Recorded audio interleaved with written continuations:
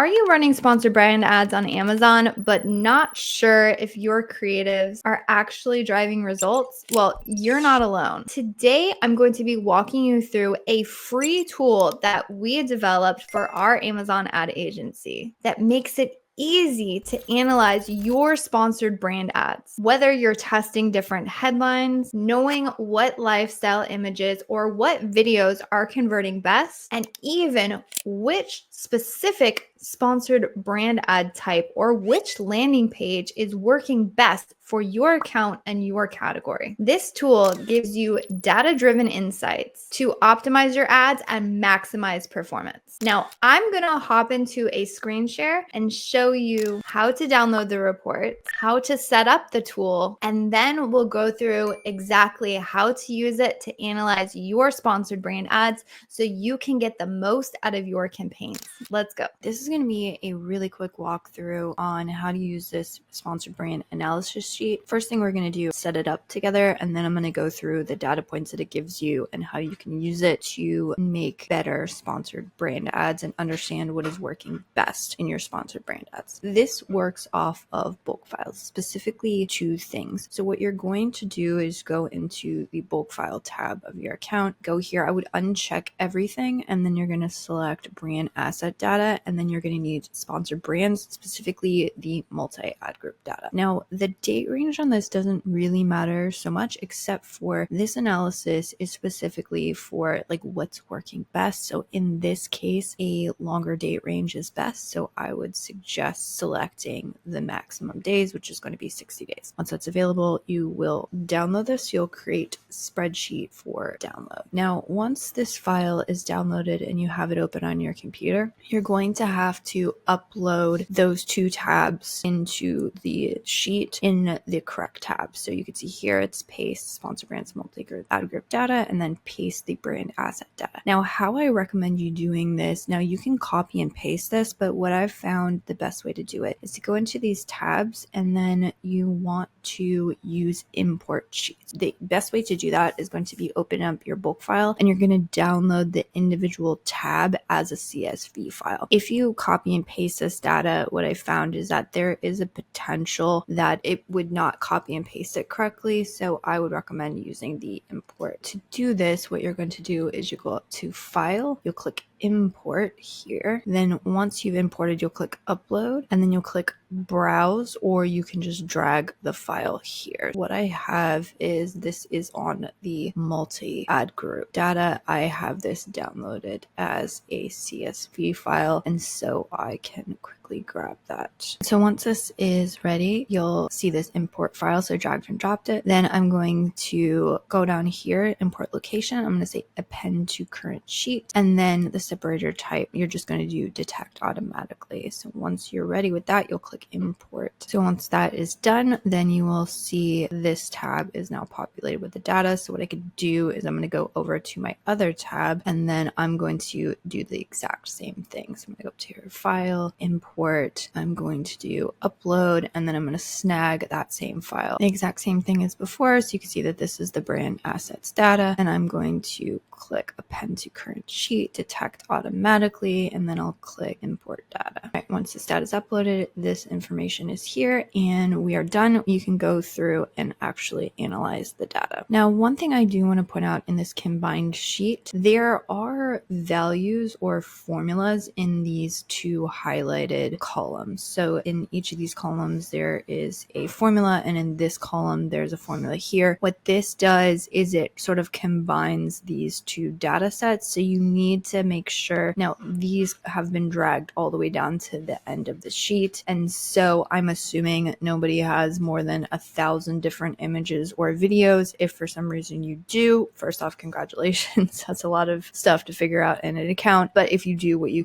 would suggest is just adding more rows, and then you would just make sure that this formula is dragged down to the bottom of the sheet. So once all of that data is uploaded, you should see this inside of this SB analysis tables. Now there's one last thing that you'll have to do, which is grab the store page. So there wasn't any way for me to check for the main store page. So what you're going to have to do is go into your main store page, and then you're going to have to grab this URL, and anything after the question mark, you want to get rid of that. So it's just the specific store page. So once you have that uploaded, it's going to detect to see if you are directing to the main store page. Once you have that, this is how you're going to go through that analysis. The first one is we're going to look at the ad format. So there's a bunch of different types of sponsored brand ads we can run. So there's headline ads, there's store spotlight ads, there's video ads, and there's those video headline ads, which is your video that is directed to a store page. So the goal here is just to see like which of these is working best from both a click-through rate and a conversion rate standard. So this is going to look at all of this data. I've made this place for notes. So how we're using this is we will make a copy of this sheet and then enter in the date range and the brand that we're doing the analysis for. And then we can keep a record, and then the team can make notes of, if so, an example would be, video headline has a higher ACoS, but the videos seem to be performing well, and there's slightly higher click-through rate and much higher conversion rate on these. And so maybe it makes sense for us to launch more regular video ads, less video headline ads. And we might note that even though, the video headline one would think at the top that it would be the best performing, actually we can see that the regular headline and then even the store spotlight, so the regular headline ads seem to have a higher conversion rate, although they have a lower click-through rate, which is interesting. And so you could just start to see, again, also like where your spend is going and the number of active campaigns. Now, do keep in mind, if you're doing any sort of day parting where you're pausing of campaigns, this simply checks for the campaigns that are active within the download that you have. So there might be certain scenarios where you would see spend here, but then there would be no active campaigns again, because technically they would be paused at the point of the download. And the other thing that you want to see is the landing page. And there's some other interesting data points that we've pulled out here. So again, you can see number of active campaigns, the percentage of spend. So the types of landing pages are the main store page, which again, that URL is checking for. We can see sub pages. So any sub pages that we have and the performance of those. Also,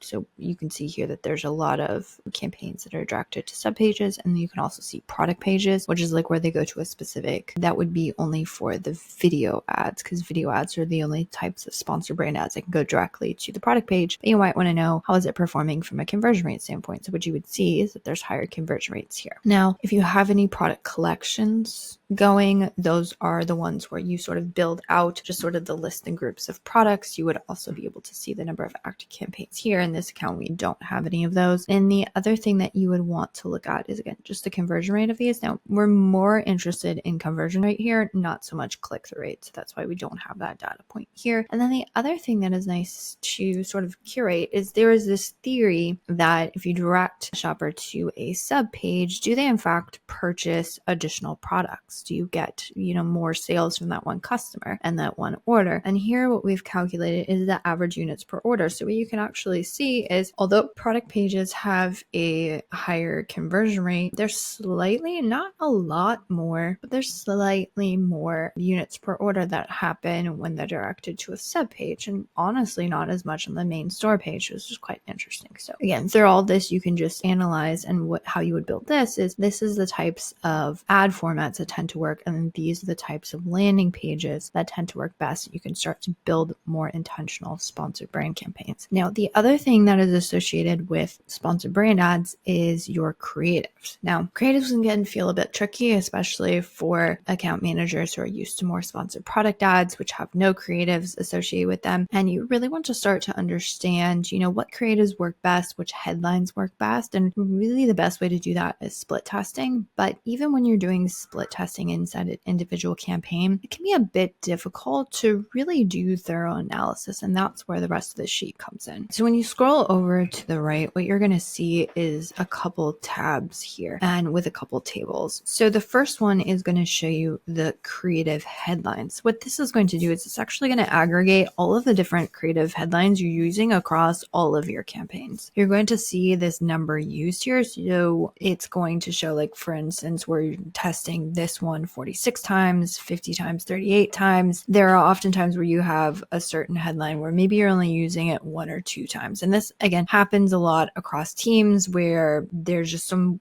default headline that everyone just kind of typically uses, and you're just kind of guessing because it's in your best campaigns, but you're not really analyzing to see, is this actually the best one? Now, the other data points just to show like statistical significance here is going to be impressions, the number of clicks that this headline has received, and then we're going to look at the click-through rate and also the conversion rate, because it's helpful to know like if there's a specific call out that tends to maybe convert better for you. Again, how the campaigns are set up, if it's branded versus non-branded, there will be a lot of factors to this, so do make sure that you can deep dive these things, but overall you should be good to get a pretty good directional idea of what's going to make sense for you. And by default, this is sorted by click-through rate as well as impressions to sort of give you an idea of what has the highest click-through rate, but then again, what has received a high impressions as well. And you want to see, again, which ones you validated that have a high click-through rate and conversion rate, but enough, clicks and impressions to determine that, yeah, we can be reasonably certain that this creative headline works well.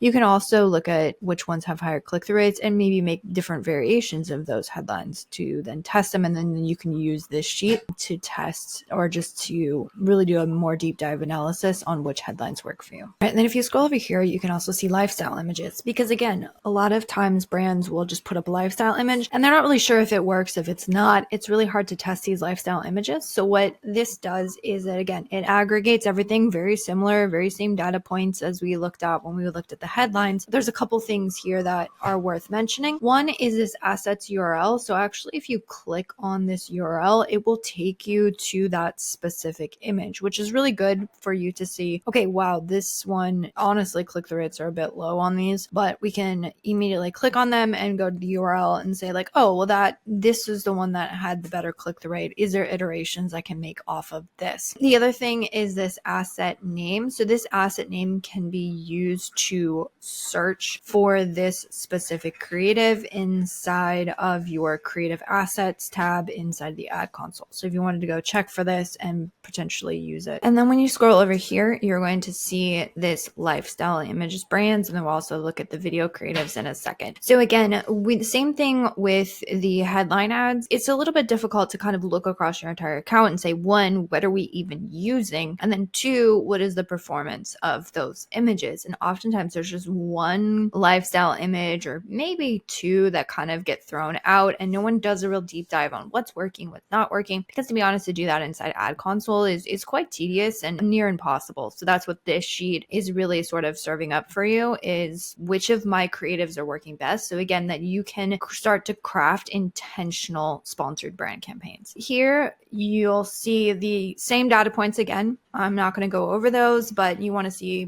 what kind of impressions, clicks, click-through rate you have. So you're using impressions and clicks to sort of validate how much data you actually have. And then your click-through rate and the conversion rate will help highlight for you which of these is performing better. Now, in addition to that, there's two other columns. One of them is the asset URL. So what this actually is this is a link to this individual lifestyle image. So if I were to click on this, I would be taken to a page where I can actually see immediately the lifestyle image, which is going to help me understand, as I click through sort of my top lifestyle images, I might notice that there's common themes. So there was one brand that we were auditing this with, and one of the top performers was a lifestyle. It was a holiday image with a Christmas theme. So that made sense. That had a really high conversion rate, but there was other holiday images that actually didn't convert as well. And what we found is that there was the holiday image that did the best was very bright, and it had a lot of like red ornaments and things in the background that were very eye-catching, which caused it to have a very high click-through rate. And there was some other holiday images which had a little bit darker themes to them, and the product just wasn't as light and bright, which was fantastic. So now we can take that same concept and we're going to roll it out to non-holiday images and hopefully increase the click-through rates. But again, it helps us kind of just click through very quickly and understand. And then what you can do is you can take those image links and send them directly to your creative editors and say, okay, I need something else like this, or can you do this? This is what I like about this one. And it gives you just a really quick way to access these without having to go out of your way. Now, the other thing that you'll see is this asset name. So the asset name, you can go inside of your ad console. If you're not aware, there's something called creative assets where it pulls all of the images across your entire account that can be then used in your ads. So anytime you upload a creative, you can access it in your creative assets inside of ad console, which is fantastic. It makes it much easier to share across teams. But if you wanted to go into your creative assets folder and search for whatever this creative is, then you can use the creative assets name. The very last one is this video creatives here as well.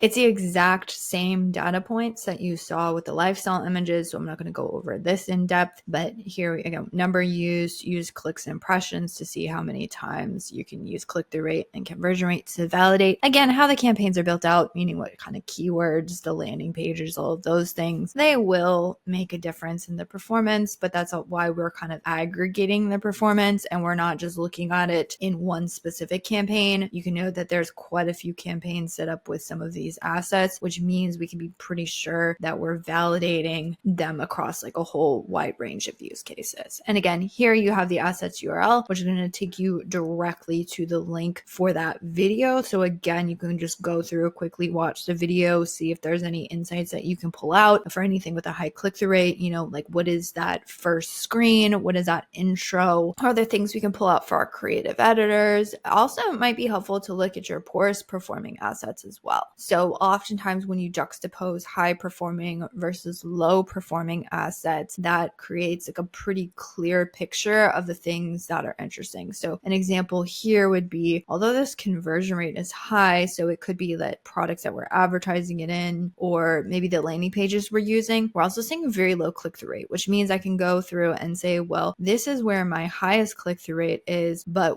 what is the opening images or what is the opening scenes for my lowest click-through rate? Is there also insights that I can pull out there? Between those things, again, you should be able to get a really good understanding of what kind of assets work best in your sponsored brand ads. All right, so with all of this analysis, again, one, it's pretty quick to put together. The longest time that this actually takes is generating the bulk files, but other than that, it's pretty quick to put together. You can make as many copies of this as you want for your different brands that you have, or if you want to look at things over time to see if there's been shifts or maybe what creatives work best last Q4, that's been really helpful. And then again, this will help you craft more intentional campaigns because you can look at, okay, if I know that this ad format performs best, and I know that this landing page type performs best, and I know that these creative assets perform best, then I can be more confident in building out future sponsored brand campaigns because I know that at least my creatives are being dialed into the things that work best for my account. So this tool is going to allow you to take your sponsored brand ads to the next level. Check in the description, grab the link, and you can download it today.